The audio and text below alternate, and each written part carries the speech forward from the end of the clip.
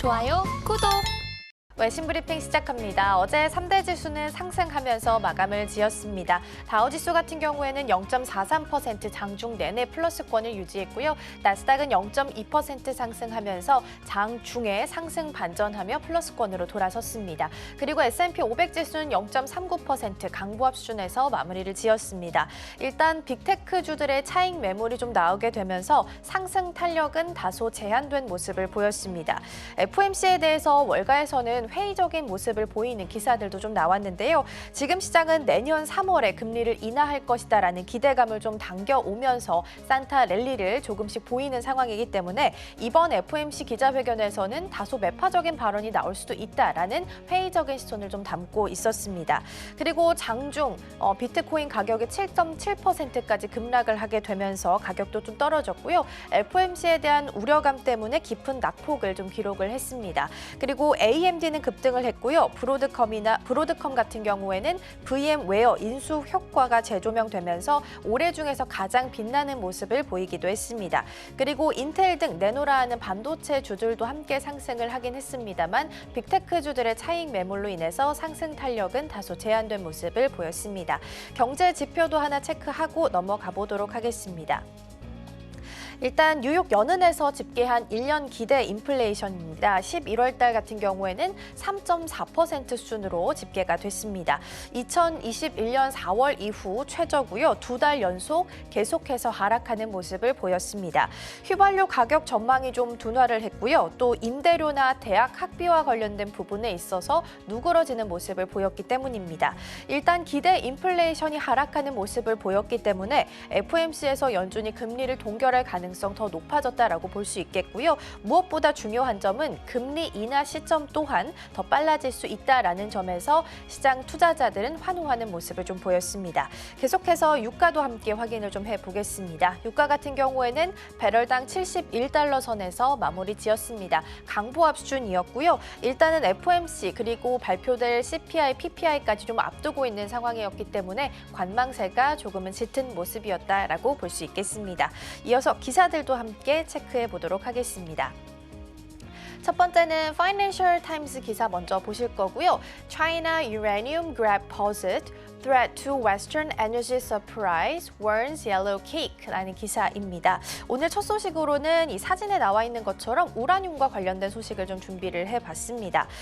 중국이 세계 전역에 우라늄을 좀 쓸어 담으면서 우라늄 가격이 치솟고 있다라는 내용인데요. 즉 서방 국가에 있어서는 에너지 서플라이, 에너지 공급에 있어서는 위협이 될 수 있다라는 내용입니다. 여기서 우라늄은 은백색 금속이고요. 원전을 새로 짓고 또 돌릴 때 사용하는 것이기 때문에 가장 좀 중국에게는 필요한 요소 중 하나입니다. 중국이 세계 2위의 원자력 발전 국가고요. 또 현재 세계에서 건설 중인 원자로의 약 절반 이상이 중국에 있기 때문에 우라늄이 가장 필수적인 요소 중 하나다라고 볼 수 있겠고요. 여기서 이야기했던 옐로우 케이크 같은 경우에는 우라늄 재련에서 생성되는 중간 생성물로 우라늄 광석에서 대부분 불순물을 제거한 산물을 의미를 합니다.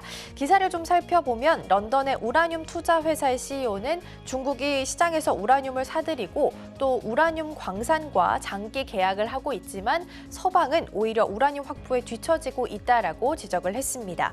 그는 중국의 이런 노력이 자원 확보 경쟁을 촉발할 것이고 또 이로 인해서 서방 전력 기업의 공급 능력은 어려움을 겪게 될 것이다라고 이야기를 좀 했는데요.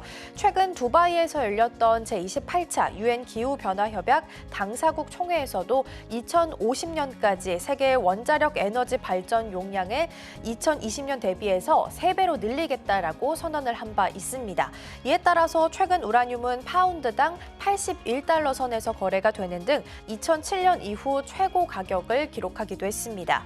15년 만에 최고 수준이다라고 볼 수 있겠고요. 올해 들어서만 보자면 우라늄 가격 상승률은 70% 육박하는 것으로 나타났습니다.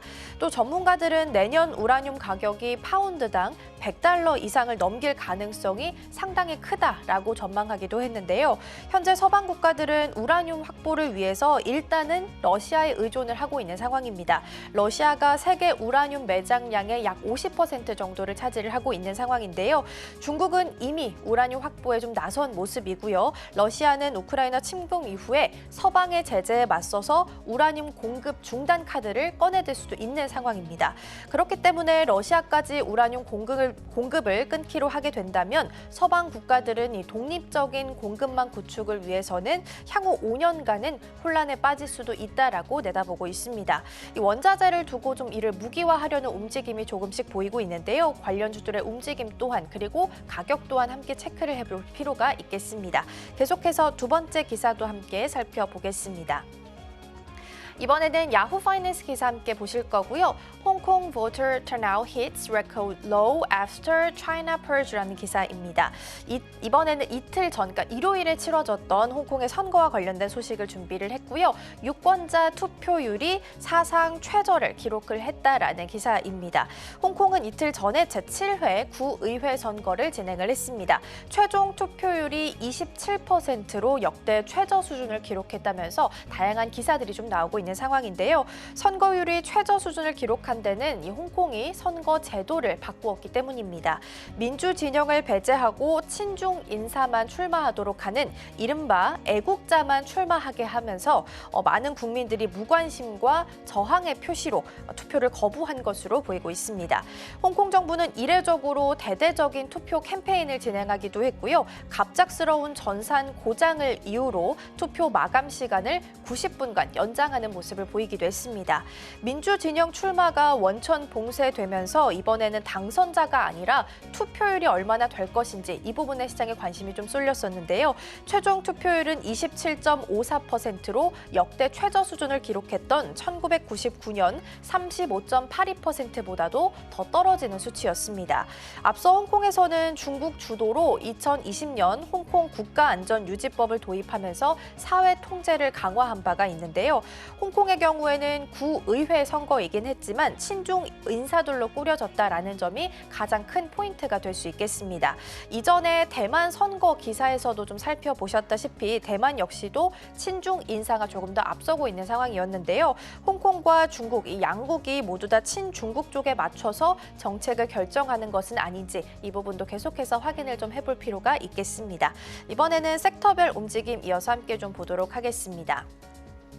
전반적으로 빅테크주들이 크게 좀 빠지면서 빨갛게 좀 질려있는 모습 보이실 수 있겠고요. 오늘 첫 번째 특징주로는 일단 시그나와 휴마나 함께 살펴보겠습니다. 첫 번째 시그나 같은 경우에는 16%가량 상승하면서 오늘 큰 폭의 상승률을 좀 보였고요. 이어서 시그나 같은 경우 살펴보자면 휴마나 같은 경우에는 1.04% 애프터마켓에서 좀 빠졌고요. 0.14% 애프터마켓에서 상승했고요. 정규장에서는 1.04% 하락을 하면서 마무리를 지었습니다. 미국의 대형 건강보험사 시그나가 경쟁사인 휴마나의 인수 계획을 철회를 했습니다. 시그나와 휴마나는 가격을 포함한 재무적인 조건들에 대해서 일치하지 못했다라고 전해졌는데요. 시그나는 대신 100억 달러 한화로 계산해 봤을 때 약 13조 원 규모의 자사주를 추가 매입하겠다라고 이야기를 했습니다. 데이비드 코다니 시그나 CEO는 시그나 주가가 상당히 저평가가 되어 있는 상태고 자사주 매입은 가치 재고에 있어서는 기여할 것이다라면서 내년에는 재량 현금 대부분을 여기에 투자할 예정이다라고 밝히기도 했습니다. 합병이 만약에 성사가 됐다면 시가총액이 약 5천억 원을 넘어서는 유나이티드 헬스의 뒤를 잇는 초대형 건강보험사가 탄생할 것으로 보였는데요. 투자자들은 오히려 독과점에 대한 우려를 조금 더 걱정을 하면서 조금 더 높이 본 것으로 풀이가 됐고요. 이에 따라서 인수는 일단 철회가 된 것으로 파악이 됐습니다. 반면에 인수에 성공한 기사도 있었습니다. 이번에는 에너지 기업과 관련해서 좀 살펴보실 건데요. 이번에는 옥시덴탈 페트롤리움 함께 보겠습니다. 1.04% 상승하면서 강세를 좀 보였습니다. 미국의 원유 생산업체인 옥시덴탈 페트롤리움이 셰일 시추업체인 크라운록을 120억 달러, 한화로 약 15조 8천억 원 규모에 사들이기로 했습니다. 몇 달 새 엑슨모빌 그리고 그리고 쉐브론에 이어서 글로벌 에너지 업계에서 또 다른 대규모 M&A가 발생하게 된 건데요. 비상장사인 크라운록은 미국 최대 유전지대인 텍사스주의 퍼미안 분지에서 활동하는 민간 업체 중 하나입니다. 옥시덴탈 페트롤리움은 이번 인수를 통해서 9만 4천 에이커 이상의 퍼미안 분지를 확보를 했고, 이를 통해서 하루에 약 17만 배럴의 석유를 추가적으로 생산할 수 있을 것이다라고 발표를 했습니다. 투자의 귀재라고 불리는 워렌 버핏 같은 경우에는 옥시덴탈에 투자를 하면서 올해 3분기 기준으로 지분율을 24.3% 수준까지 높인 상황입니다. 동종 업체인 쉐브론 주식을 계속해서 워렌 버핏이 좀 매도하고 있는 것과는 대조적인 모습이다라고 볼 수 있겠고요. 버핏의 지지까지 받아가게 되면서 옥시덴탈의 주가에는 어떤 변화가 있을지 기대해 보셔도 좋지 않을까 싶습니다. 마지막 특징주로는 아마존 함께 보도록 하겠습니다. 전일 대비해서는 1.04% 하락하면서 오늘 마무리를 했습니다. 아마존이 한 단체가 직원들에게 뇌물을 주고 물품과 환불금을 가로챘다면서 REKK라는 조직에게 소송을 제기를 했습니다.